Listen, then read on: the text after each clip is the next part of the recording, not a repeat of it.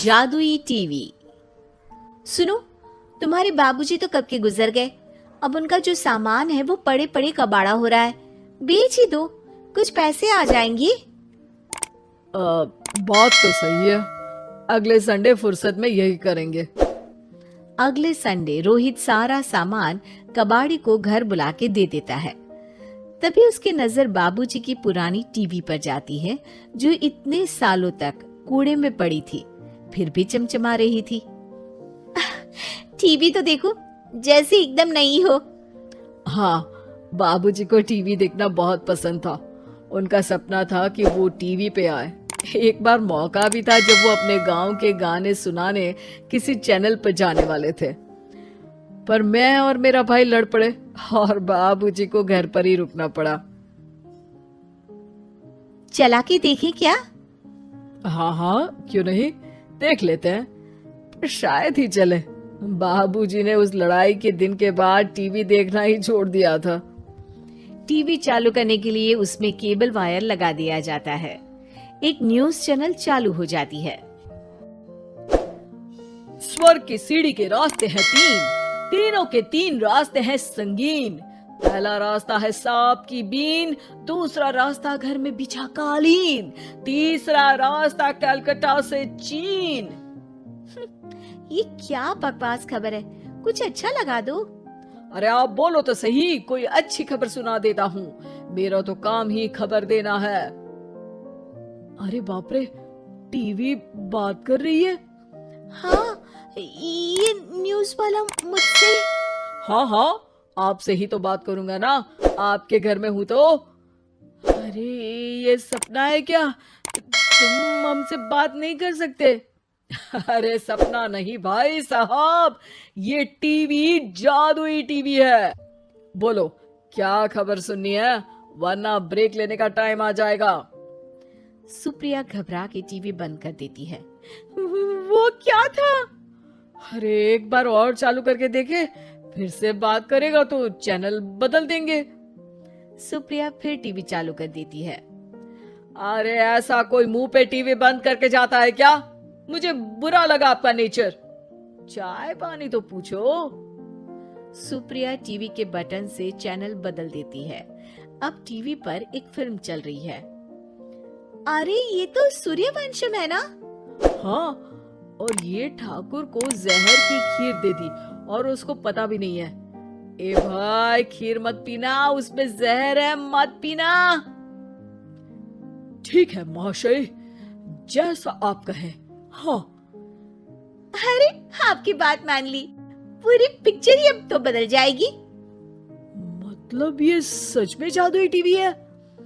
तभी वहाँ कबाड़ी आ जाता है। भैया, टीवी के 150 रुपए दूंगा, चलेगा? अरे 1.5 करोड़ में भी ना दे तुमको ये टीवी हम। अरे 1.5 करोड़ खरीदने को होते तो तुम्हारे घर में ये पानी चाय नहीं पीता, अंबानी या टाटा के घर बैठा कोल्ड कॉफी पीता। रोहित कबाड़ी का हिसाब करके उसे वहाँ से चलता करता है और अपने भाई शशिकांत को फोन लगा के बुलाता है। शशि थोड़ी ही देर में वहाँ पहुँच जाता है। क्या हो गया भैया? अरे बाबूजी का टीवी याद है? हाँ हाँ, जिसमें घुसे रहते थे हमेशा वो, और अपने को कुछ नहीं देखने देते थे। अरे वो अब जादुई टीवी बन गया है। भैया, आपकी बकवास करने की आदत अब तक नहीं गई। अरे आपके घर में बच्चे हैं, अब तो बड़ों जैसी बात करो। रोहित जाके टीवी चालू कर देता है। टीवी पर एक जादू का शो हो रहा है जिसमें एक जादूगर है। अब मैं अपनी टोपी में से कबूतर निकालूंगा। श्रिंग ब्रिंग शरिंग बम फोपा फुफी फुफा पाउ। टीवी से कबूतर निकलता है और शशिकांत के सर पर आकर बैठ जाता है। भैया, ये क्या हो रहा है? भैया इसे उड़ाओ। ए कबूतर, जा जा, कबूतर चल निकल। अब मैं टोपी में से सांप सुनते ही शशिकांत कांप जाता है और भाग के टीवी बंद कर देता है। भैया सॉरी भैया, मैं समझ गया ये सच में जादुई टीवी है, पर एक बार और ट्राई करते हैं। पर भाभी कोई दूसरा चैनल लगाओ जिसमें डर ना लगे। सुप्रिया टीवी चला देती है और न्यूज लगा देती है।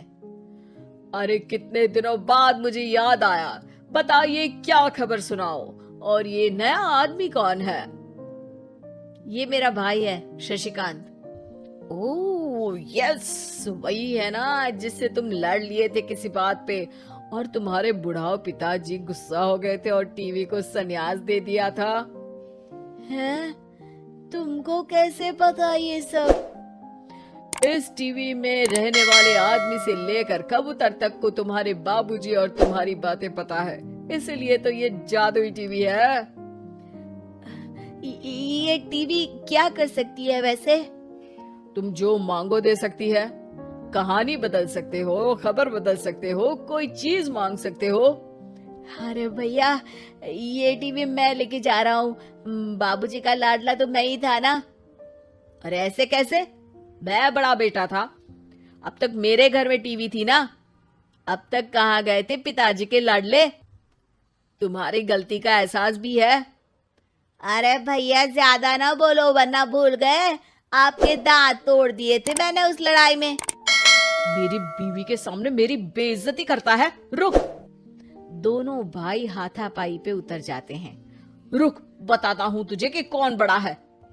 अरे छोटे का दम तो देख लीजिए आप। ये खबर आपके बाबूजी को देता हूँ। तभी टीवी अचानक बंद हो जाता है। अरे शायद टीवी नाराज हो गया। और लड़ लो, आए बड़े खली बनने। टीवी से एक तेज रोशनी निकलती है और टीवी में बाबूजी दिखाई देते हैं। बाबूजी आप? इतना चकरा क्यों रहा है? अपने बाप को नहीं पहचानता क्या? ये तो ऐसा ही है बाबूजी। प्रणाम बाबूजी। अरे चुप कर, तुम दोनों ही उल्टे हो। तुम्हारी वजह से मैंने टीवी में आने के सपने को छोड़ दिया, तुम्हारी लड़ाई की वजह से। और तो और, जितना मैं अपनी बीवी को नहीं देखता था उतना टीवी को देखता था, वो भी छोड़ दिया तुम दोनों की लड़ाई की वजह से। और अब मरने के बाद जब मैंने टीवी को जादुई टीवी बना दिया तो भी तुम इसका फल लेने की जगह लड़ रहे हो। अरे तुम तो लायक ही नहीं हो। अब तुमको बाबा जी का ठुल्लू भी नहीं मिलेगा। बाबूजी चले जाते हैं। टीवी बंद हो जाता है।